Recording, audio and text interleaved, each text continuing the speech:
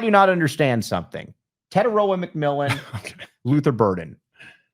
Yeah. Why in the world does everybody consider Luther Burton to be the best wide receiver in college football when T-Mac is bigger, has better numbers, is more imposing? I do not understand this. Listen, objectively speaking, the reason why he's getting more love is because he played in the SEC and played against higher competition than T-Mac. That's the only reason. That changes this year because the competition level obviously increases when you go to the Big 12, and you're going to see T-Mac thrive. Listen, Burton is a good player. He's awesome. He's a really good player. Awesome. And a lot of the sites out there that project the top 2 receivers or the top 3 or 4 receivers in the country have those 2 listed as 1 and 2.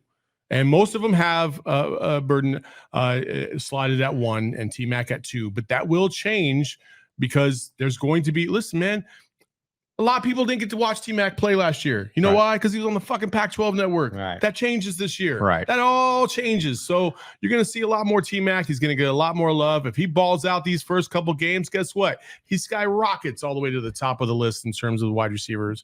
But Burton's a very good player. You know who has T-Mac as number 1? Louis Riddick. Louis Riddick, a very, very good follow on Twitter. Louis Riddick did a game. You know why? Why is that? Because he saw him in person. He saw him in person. And he said, here's what he said about T-Mac. And this is what I always kind of come back to with T-Mac. T-Mac's catch radius is amazing. I know that's a term that everybody loves using now. I actually like that term, so I'm going to keep using it. But his catch radius is fantastic. When you look at what NFL number 1 wide receivers, what they're supposed to look like, as far as the proverbial jump ball, go up and get it, that is T-Mac to a T. That is T-Mac to a T. Get it, the T-Mac. Yeah. But he is a like I said, I don't quite get why he's viewed as number 2, but you're right. It's probably because of the SEC, all of that. I think people will see this year. I also believe that, let me ask you this, Saul. Let me ask you this. Is there a chance that T-Mac, outside of, I'm not going to put him in Gronk's class because Gronk, I think you could make the case is the best tight end of all time. Would you be surprised if T-Mac was the second best U of A NFL player? No, I wouldn't be surprised at all. I would not be surprised by that at all. I think T-Mac has a ton of potential. And I think he could easily be. Listen, Gronk wasn't selected on day 1. Right. He was a 2nd round pick for the Patriots. And even they didn't really understand what they really had in Gronk until they got to get their hands on him. I think T-Mac's going to be largely the same. I think if T-Mac shows that he can build on his explosiveness, maybe a little bit of breakaway speed. What does he need to run in the 40, in your opinion? Him, I think. Is a 4.48 good enough? I think a 4.48 is plenty good. Yeah, I agree. For the draft, for sure.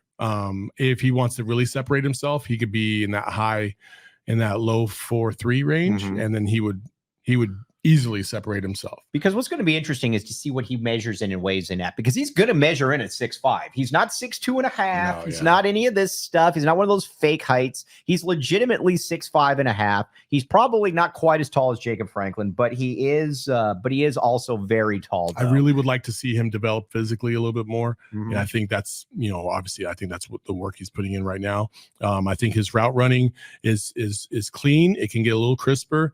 In terms of using your body for separation at the point of the catch, at the high point. But he's got all the natural instincts and skills you could ever want from an individual. And that's what separates T-Mac from just about every wide receiver in the country, is because everything is natural for him. So you're just building on top of that natural athleticism and that natural instinct. And I don't think that's the thing that if you don't watch T-Mac on a day-to-day basis, you probably don't understand. You see the highlights and that's all well and good, but you don't really appreciate how easy this game is for him and how much he can be a dominant entity out there. And so that's and he's barring injury, he's guaranteed to put up numbers, because again, when you've got that kind of synergy that you've got with a Noah Fafita, I mean, he's going to put up numbers. He's going to be that dude. So when you look at next week, we're going to start talking about this a little bit, but they're coming out with the best lists of the best players in each conference. And I believe it was Lindy's that came out, and they have T-Mac as the best player in the entire Big 12. Nice. I love it. Absolutely. Now, you know who writes for Lindy's? Oh, some guy named Tony Jamino. Yeah, some guy. What's that guy know? This guy, these fly-by-night people, stepping in out of nowhere and then just leaving. What do they know, these guys?